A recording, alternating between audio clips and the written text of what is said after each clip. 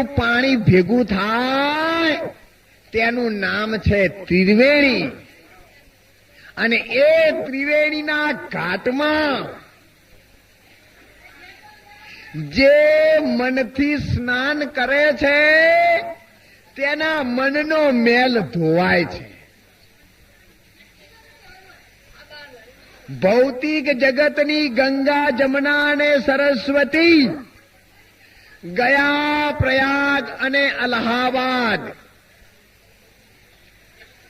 नर नारी तीर्थ में जावे, ए दई जल में स्नान करावे, मन का मेल वापस लावे. कहो ये स्नान कैसा होगा? समझ कर देखो दिल की माय, गुरु बिन ज्ञान कैसा होगा. मन ठन के बने हैं मंत्र, उनको शीश नमावे सब संत. ए जाने नहीं आत्मा का अंत, कहो ये मंत्र कैसा होगा. समझ कर देखो ए दिल की माय, गुरुबीन ज्ञान कैसा होगा. अंदर बोले बाओ बार बेरसी बोले, गट बोले बाओ सब गट बोले. तमे ज्ञानी जुओ ने विचारी. જે આ ઘટમાં બોલી રહ્યો છે સબ ઘટ છે. सब घट मेरे साहेब, कोई घट खाली नहीं. मैं वारी उन घट को जो घट में प्रगट होई. सब मूर्ति राम की, पण हरिगुरु संतों सत्संग અને સાચું દર્શન કરાવે એ કામ કી. શબ્દ શબ્દ બહુ ઓતરા, વચન વચન બહુ ઓતરા, કોક જ હીરા અને બીજા બધા. शब्द साधना कीजे संतो भाई, शब्द साधना कीजे. जेही शब्द में प्रगट राम है, सोई शब्द लिख लीजे. ए संतो भाई शब्द साधना कीजे. फक्त एक ज वचन थी 14 ब्रह्मांड रचाई गया है. फिर रचवापणु रह्यु नहीं. बनी बनाई बन गई और बनने की नहीं. हमें कशु बने एवं नहीं. जेदी जामो जामियो तेदी माप्या माप. लखण हारो लखी गयो, हाण वरत अने लाभ. कोई नहीं कहता. कहेवत छे ने जूनी के भाई 60 ना लेख, 60 दाड़े लेख लखवाय छे तो पछा बीजा दाड़े मरी जो अहींयाना कोण लखे छे. जो 60 दाड़ा लेख लखाता था आखी दुनिया में 100 दाड़ा पहला कोई मरे नहीं. लखाया पछी जे थवुं ए थाय. पण आ तो 1 कलाक में तरत मरी जाए छे. माटे 60 ना लेख कईक बीजा होवा जोईए. અને એના માટે પ્રીતમ સાહેબે કહ્યું છે 6 ચક્ર સેદી ચડે કોઈ નર માળે. એ આ જીવતના જોખમ ટાળે અને 7મી ભૂમિકાને ભાળે. અને 7મી ભૂમિકાને કોણ જોઈ શકે?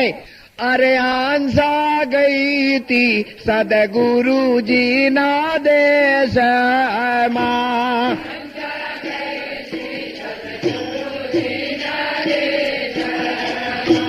आंसा गई थी सदगुरुजी ना देश मां.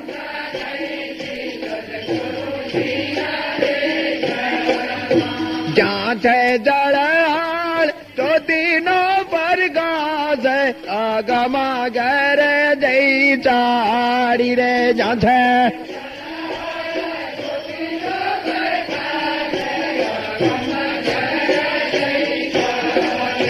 आंजा पागली था ताऊ पर्वत चाड़ी.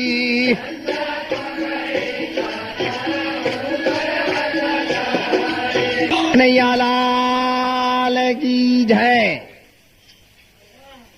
त्रिवेणी में वसे से सुरती. એની તમારા જેવી છે મૂર્તિ. એને ઓળખશો તો કામ થશે સિદ્ધ પૂર્તિ. એ ઉડીને જાય છે આકાશ, એનો રાખ્યો છે ત્રિવેણીમાં વાસ, અને એ છે આત્મા તણો પ્રકાશ. આ દમ કો ખુદા મત કહો, આ દમ ખુદા નહીં, लेकिन खुदा के नूर से आदम जुदा नहीं. देह का बीज जल है और जल का बीज वाह मीन्स पवन. देह का बीज जल है और जल का बीज वाह. वाह का बीज तेज है, फिर तेज का बीज क्या.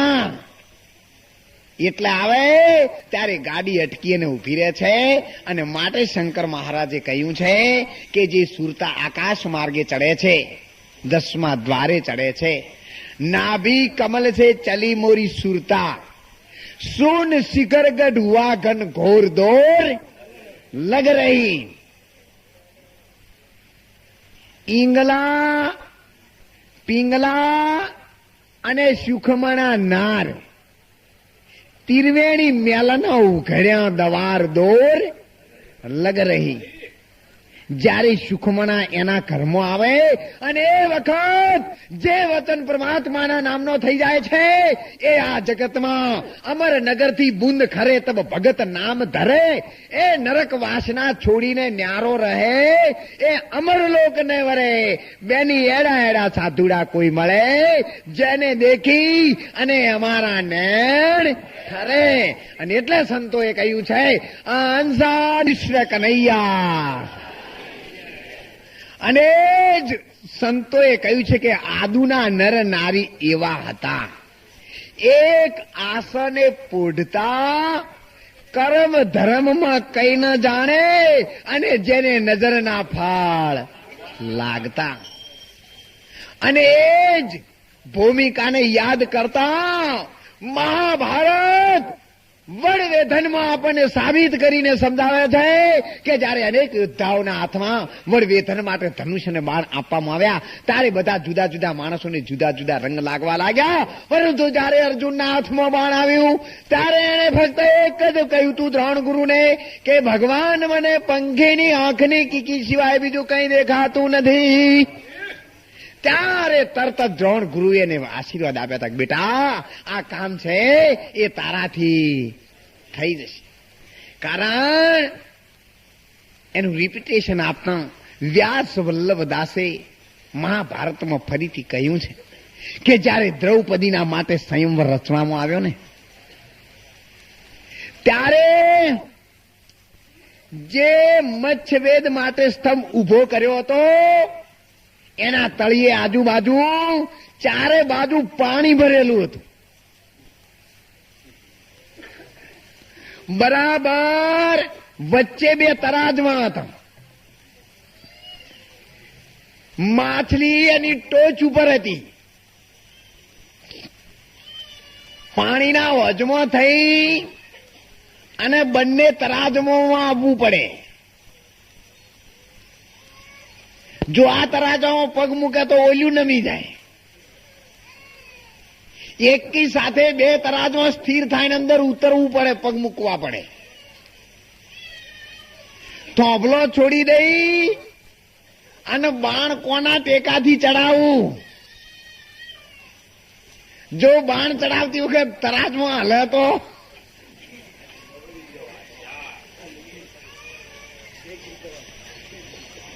અને એ સમયે ઉપર માછલી ગોળ રાઉન્ડ ફરતી હોય અને એની જમણી આંખ વીંધવાની છે. પણ ક્યાં જોઈને? ભક્તિનો માર્ગ સૌથી સહેલો અટપટું છે એક એમાં. સાચા સદગુરુ જો મળે તો જ્યોતિ પ્રકાશે તેમાં. પણ ધનુર્વિદ્યાના જેવી ધારણા અઘરી જોણજો એમાં. નીચે તાકે અને ઉપર વેધે ખરી ચાતુરી છે તેમાં.